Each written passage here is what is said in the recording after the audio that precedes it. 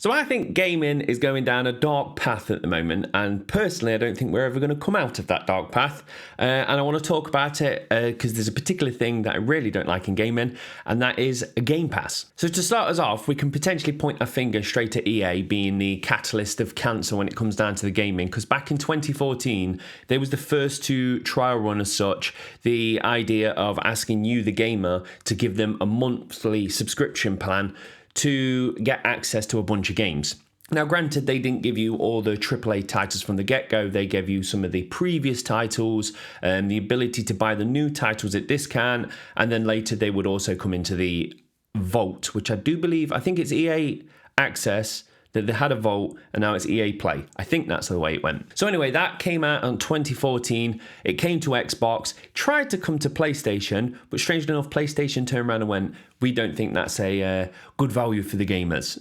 Fast forward, PlayStation's now done the same thing. But yes, it eventually did come to PlayStation in 2019. So yeah, it took about 5 years for it to actually crack the PlayStation nut. But as we all know, in 2017, Xbox started the Game Pass. Now, when this first was announced, I was blown away by this service. I was like, this is fantastic. There's like over 100 games in there. It's only cost me around about £10. For most people, it was costing £1 to actually start that subscription. And back then, I thought it was the best deal in gaming. And to be fair, it still is one of the best deals in gaming. I'm not here to say it's not a good deal. I'm here to say it's damaging to... It could potentially be damaging to the devs, but I haven't got the stats or anything to back that information up. I'm just talking about us, the gamers. And as you know, Nintendo's got a similar service. If you pay for the higher plan, you get some free DLC and some free bits from the retro collection. And PlayStation is now doing a two-tier system where you get some of these games or you can get all of these games. So everybody's now jumping on the idea of constantly charging you £10 to £16 every single month to get access to a library of games. And I personally think it's a really bad idea. So there's several reasons why I'm not a big fan of this, and I'm going to break them into categories. But the first being, I don't complete games when they are free. So what I noticed with Xbox, I was a Game Pass user for probably 2 years straight. And what was happening is these games was being announced and it was going into the Game Pass. And the second they was going into the Game Pass, I was downloading and installing them. And that's where most of them sat. Now, one of the first problems is they are free. I know technically you're paying £10, £16 or whatever, but the point is you've now got a free game. And I've always noticed with the games for gold or PlayStation Plus games, the ones that the throwaway is a free one. I would always download it or get the license for it, but I was never incentivized to actually boot that game up. Mainly because it's free. I can come back to it whenever, which tends to be never.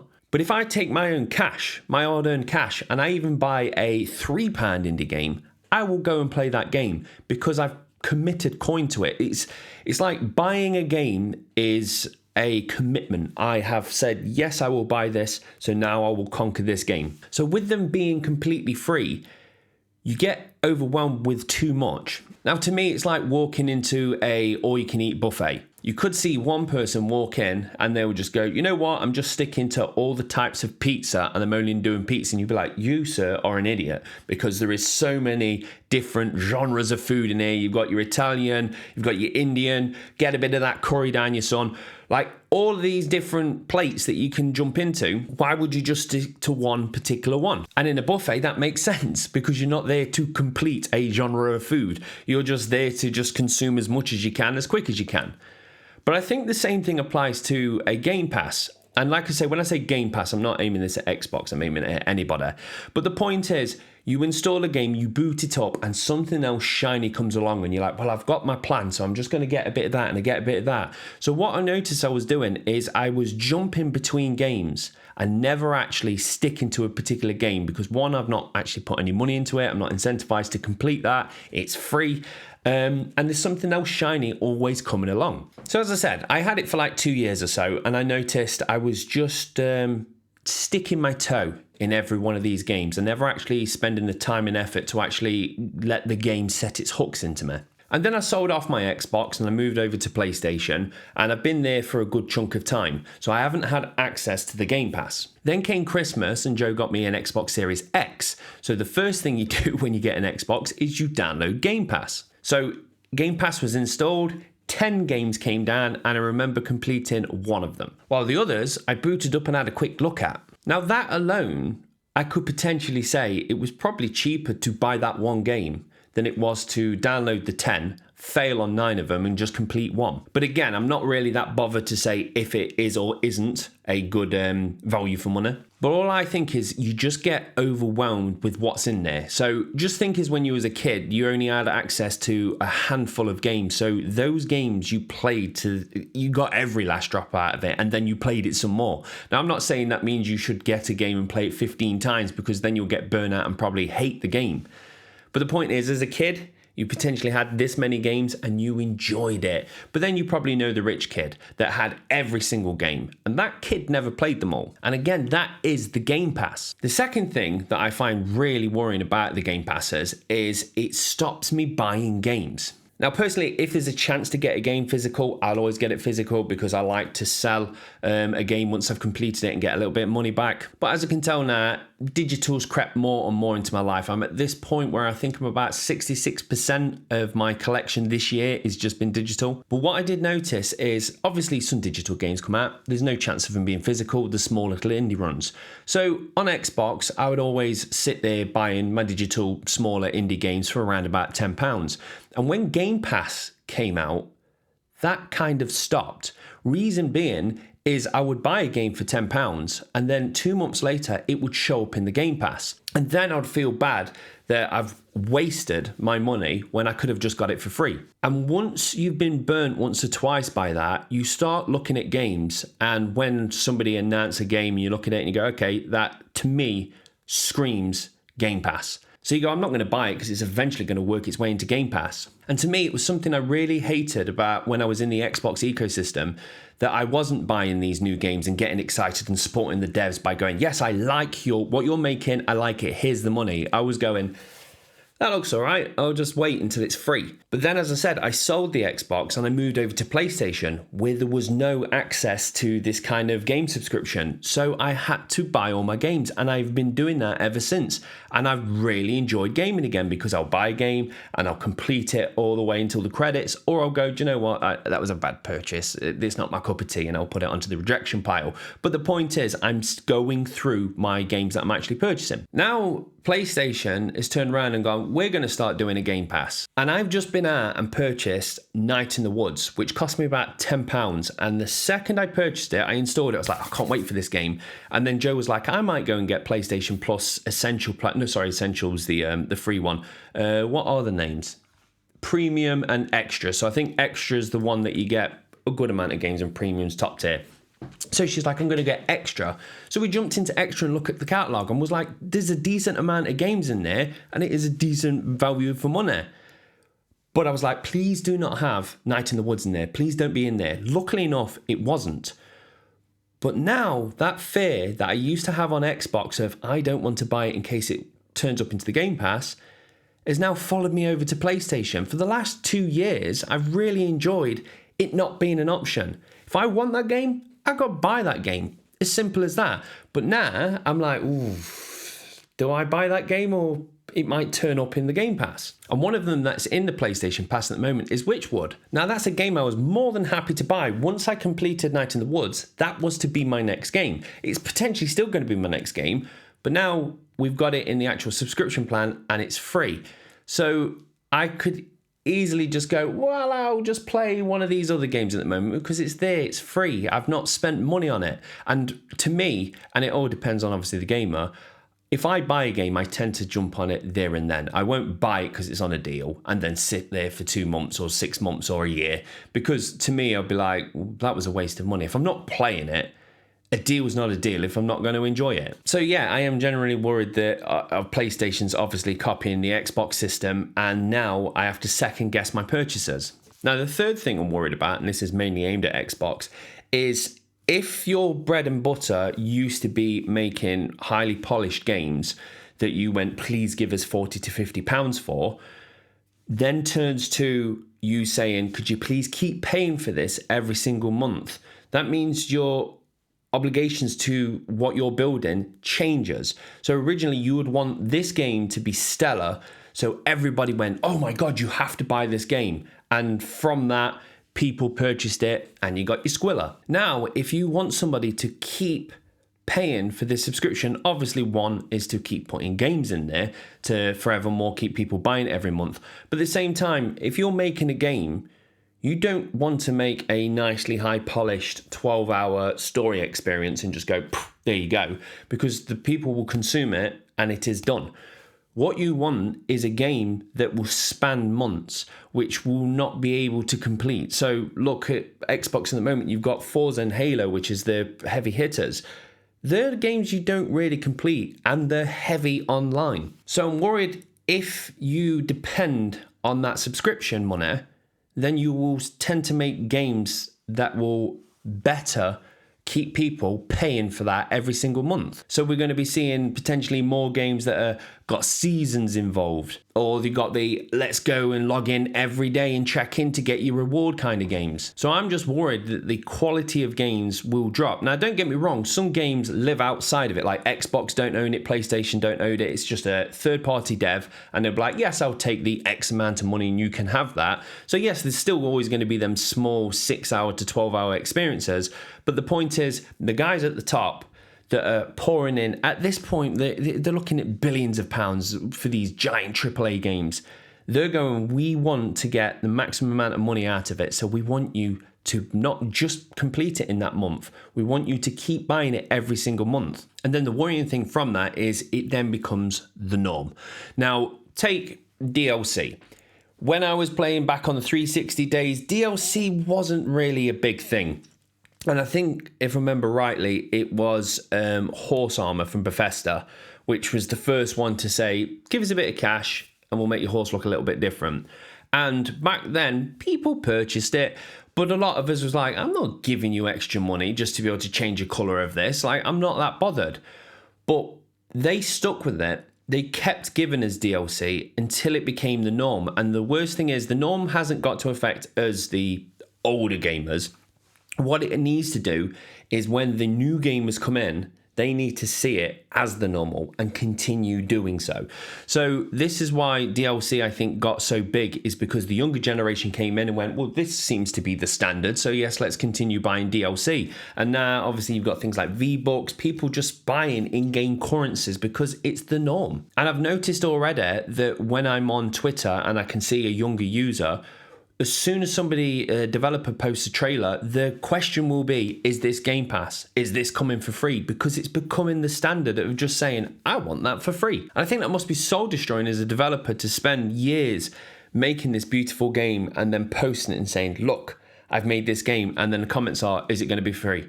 Can I have it on Game Pass? And you're like, no, I want you to purchase this. This was the standard. You used to give me money and I gave you something I've worked on for the last 3 years. So then you might be going, well, just don't buy it. Just don't get the Game Pass or PlayStation Premium or whatever it is. Just don't do it. And they know that some people will just not do it. So they sweeten the pot that much more. Now, if you're on Xbox, you would be mad to go, oh, look, a new Forza's dropped. I'm just going to buy that for 50 quid. No, you're not going to. You're going to get a Game Pass. So Xbox knows if we give all our first party games away for free, obviously everyone's going to buy Game Pass, and you will do.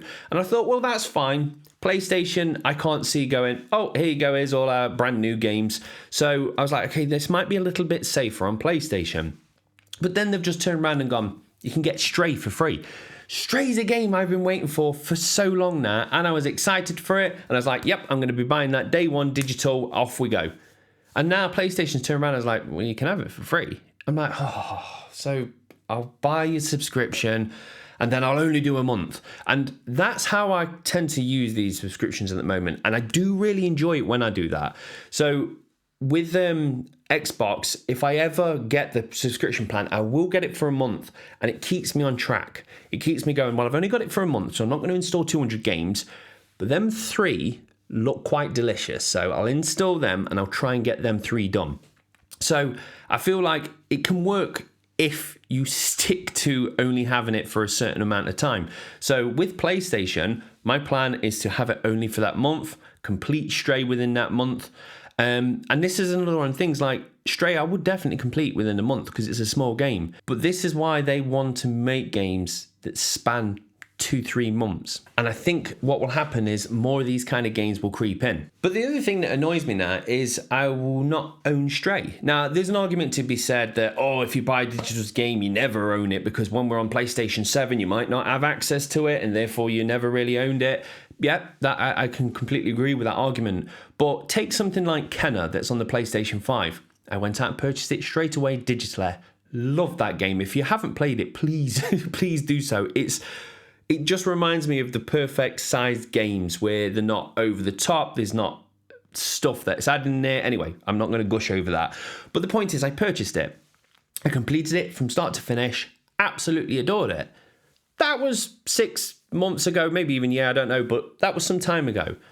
It's now growing in me again, going, I might play that again on hard, because I really, really enjoyed that game. And I can, because I own it digitally. Well, if Stray has an hard option, I don't know if it does. But the point is, if I play Stray in the next 30 days, complete it, cancel my subscription, I don't have that option to yearn over it a couple of months later and go, oh man, I could just go on there. I know I'm going to platinum it. I'm going to go through and find all the secrets. That's not an option anymore, because I'd have to buy into the subscription again. And again, if I buy into that subscription, I'd be like, okay, I'll download Stray. Cool. And look at all these other games that are in there too. Right, let me just pull a couple of them down. The next minute, I may abandon Stray because I want to look at this new shiny thing and that shiny thing. And then once my plan's finished, I'm like, well, I never finished Stray, and I never finished any of them because I kept on jumping onto the next one. So yeah, I just found it much better when I could buy a game and there is nothing else on my catalogue. And once that's complete, I will then look for my next game. I'm worried it's going to affect the quality of games, or not even necessarily the quality, but what kind of games they are. I'm worried the younger generation is just going to be like, everything should be free, because they've been born into the Netflix era. And when it's something like Netflix, I'm kind of on board with it, which might call it a bit hypocritical, but I don't want to buy my TV shows individually. But I will pay into a subscription like Netflix, mainly because I find it much easier to stay on target with Netflix. I'll start a show. Well, I've started that show. I'm going to play that all the way through until it finishes. Then I'll find my next show. But for some reason, that doesn't apply to me in gaming, because I just jump between them all. But as I said, these kids have been born into the Disney Plus Netflix era, and they're now born into the Game Pass and soon to be PlayStation Premium service. So they're going to be used to, I give you money, you give me all of that content for free. And I'm just worried that will become the standard. We'll never own the games.